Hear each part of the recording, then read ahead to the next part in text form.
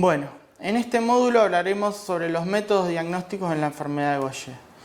Para comenzar, tenemos que saber que la enfermedad de Gaucher pertenece al grupo de patologías de depósito lisosomal y dentro de este grupo pertenece al grupo de las esfingolipidosis, ¿sí?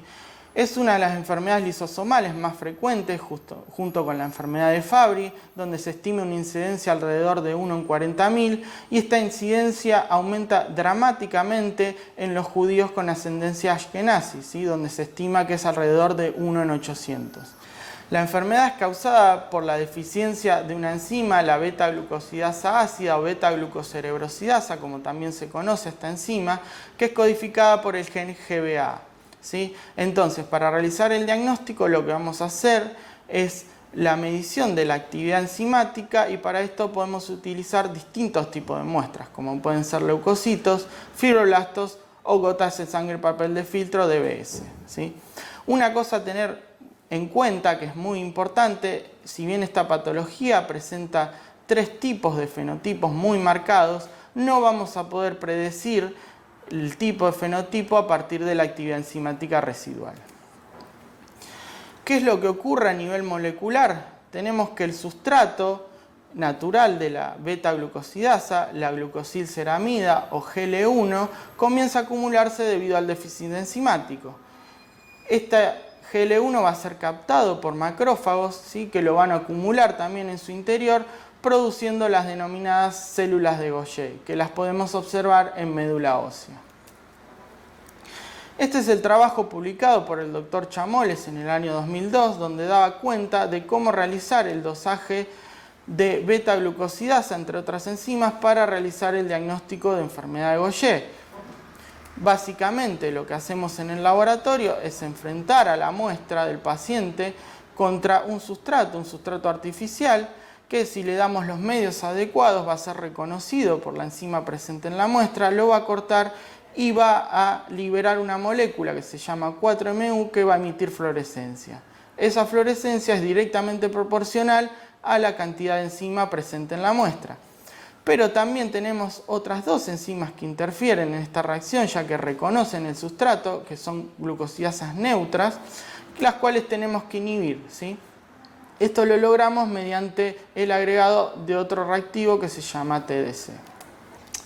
Las ventajas de trabajar con DBS se deben más que nada a lo que es el transporte y la toma de muestras, ¿sí? Por un lado vamos a necesitar una menor cantidad de sangre y por otro lado el transporte se puede realizar por correo a temperatura ambiente.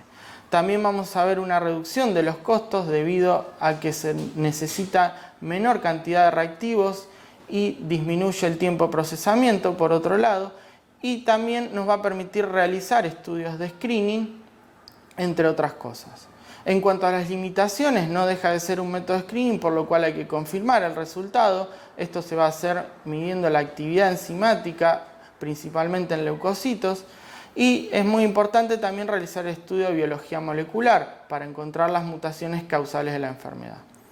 Una cosa que ocurre más a menudo en la enfermedad de Gaucher es la imposibilidad de realizar el estudio en DBS, y esto está relacionado con el cuadro hematológico del paciente, ¿sí? Algo a tener en cuenta es que los pacientes con leucopenia o pancitopenia tienen una menor cantidad de enzima.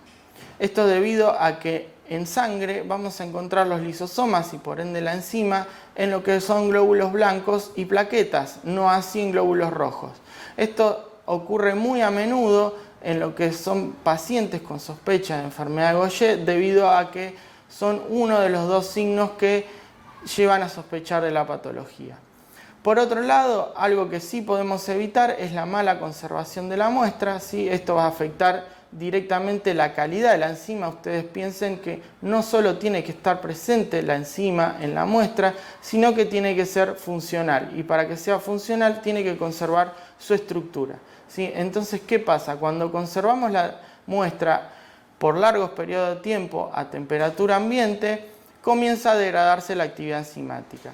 Y esa degradación va a ser directamente proporcional a la temperatura y a la humedad. La forma que encontramos en el laboratorio para evitar cometer falsos positivos es dosar una enzima de control, que es la beta-galactosidasa. Esto lo hacemos con todas las muestras que recibimos. Por otro lado, otro de los problemas más frecuentes que podemos ver en el laboratorio es la mala impregnación de las muestras, donde puse varios ejemplos. Como pueden ver, tenemos en el primer caso una muestra la cual ha sido impregnada con un volumen menor de sangre y no pasó al otro lado del papel, muestras impregnadas con capilar que no son homogéneas, muestras sobreimpregnadas, muestras coaguladas y muestras que húmedas son guardadas dentro de una bolsa. Aquí se produce el fenómeno que denominamos difusión de suero. Otra cosa muy importante es completar la solicitud de estudios del formulario que solicitamos, ¿sí? Porque eso nos aporta información importante a nosotros, sobre todo para la validación de resultados, nos permite conocer la urgencia del estudio y tenemos información de contacto para contactarnos con los médicos si es necesario. Unos breves consejos para cómo realizar una toma de muestra exitosa. Primero que nada, rotular el papel de filtro con el nombre del paciente. La forma más fácil es dejar caer una gota por cada círculo apuntándole al centro del círculo. En lo posible que sea sangre sin anticoagulante o con heparina. Y es muy importante dejar secar una vez que está impregnada la muestra 3 horas a temperatura ambiente con un máximo overnight. Y una vez que está seca, guardarla en refrigerador hasta su envío. Si tienen alguna duda, hemos realizado hace algunos años un video que lo pueden encontrar en YouTube colocando en el buscador Chamoles DBS, donde tienen unos consejos de cómo realizar una toma de muestra exitosa. Muy bien, una vez que tenemos el resultado positivo en gotas, el paso que sigue es realizar el dosaje en leucocitos, ¿sí? También nos va a servir para definir casos no concluyentes en DBS o estudiar esos pacientes en los cuales no es posible, debido al cuadro hematológico, estudiarlo en DBS. La muestra que utilizamos es sangre entera con heparina, con un volumen que puede ir entre 8 y 10 mililitros. La muestra debe llegar dentro de las 24 horas de extracción al laboratorio porque hay que realizar el aislamiento de esos leucocitos. Y en el caso de que haya que recorrer distancias largas o haya que atravesar fronteras, se pueden aislar los leucocitos y enviarlos en hielo seco. Esto tiene que ser llevado a cabo por personas con experiencia. Una parte muy importante de lo que es el diagnóstico de la enfermedad de Gaucher es medir junto con la actividad enzimática un biomarcador, ¿sí? A lo largo de la historia, como pueden ver, hubieron muchos biomarcadores. Yo les voy a hablar de los dos más importantes, la quitotrocidasa, el más utilizado históricamente, y la glucosilofingosina o la isogl1, que es uno de los últimos publicados y el que parece ser el biomarcador definitivo para enfermedad de Gaucher. Y es muy importante porque midiendo biomarcadores vamos a tener información importante para lo que es el diagnóstico y también para lo que es el seguimiento del tratamiento o terapia. En el año 94 se publicó este trabajo donde demostraba que los pacientes con enfermedad de Gaucher tenían altos niveles de quitotrocidasa, ¿sí? ¿Y qué es la quitotrocidasa? Es una enzima secretada en grandes cantidades por macrófagos activados, es decir, por las células de Gaucher. Generalmente lo que vamos a ver en los pacientes con enfermedad de Gaucher es un gran aumento que puede llegar hasta 1000 veces lo que vemos en controles sanos y que también nos permite monitorear el tratamiento, que a medida que se vayan alcanzando las metas terapéuticas van a ir disminuyendo los niveles. Las muestras en las cuales se puede dosar la actividad de quitotrocidasa son DBS o suero, y también se utiliza un método fluorométrico similar al que le expliqué para beta-glucosidasa.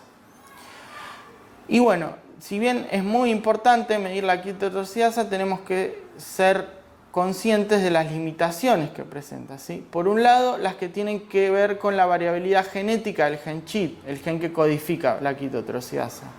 Tenemos dos entidades. Por un lado, el polimorfismo G102S, que produce una subestimación de actividad in vitro, y por otro lado la deficiencia de quitotrocidasa, ¿sí?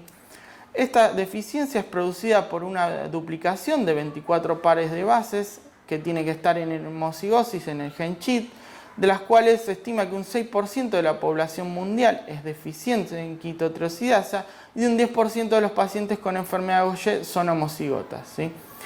Muy importante tener en cuenta que esto no tiene consecuencias clínicas, pero no lo vamos a poder utilizar como biomarcador en la enfermedad de Gaucher.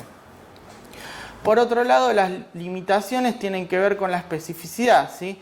ya que se reportó aumento de quitotrocidasa en otras patologías, como pueden ser patologías lisosomales, ya sean Niemann-Pick, gangliosidosis, entre otras, o no lisosomales, como son algunas patologías con alto componente inflamatorio. Recordemos que la quitotrocidasa es producida por macrófagos activados.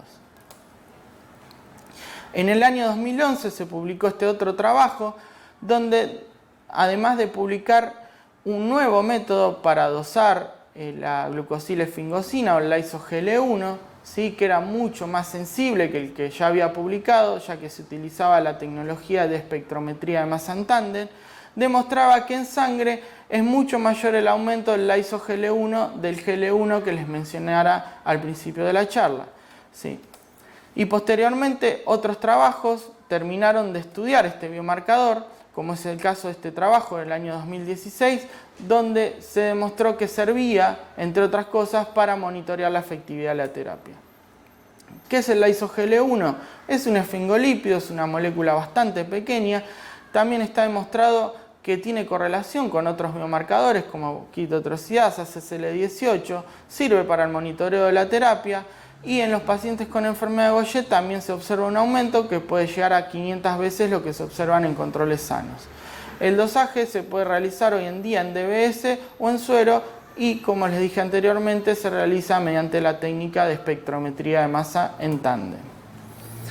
Hoy en día, por todos los datos que hay, se considera el lyso-Gl1 como el biomarcador ideal para la enfermedad de Gaucher, ya que es específico y sensible, presenta una especificidad y sensibilidad del 100%, esto es sumamente importante. También se sigue comprobando que tiene un rol directo en la fisiopatología de la enfermedad. No existe variante genética que condicione sus niveles, como observamos en la quitotrocidasa. La variación refleja lo que es la respuesta a la terapia y es aplicable a todos los pacientes. Muy bien, en resumen, tenemos que ante una primera sospecha realizamos el dosaje en DBS, de ser necesario se sigue estudiando al paciente en leucocitos. Una vez impregnada la muestra, dejar secar 3 horas a temperatura ambiente, luego guardar en refrigerador, ¿sí? En cuanto a los biomarcadores, tenemos que saber que contribuyen al momento del diagnóstico y al monitoreo de la terapia. El aumento de quitotrocidasa también se encuentra reportado en otras patologías. La deficiencia de quitotrocidasa no tiene consecuencias clínicas conocidas, esto es muy importante, y hoy en día el lyso-Gl1 es considerado el biomarcador ideal para la enfermedad de Gaucher.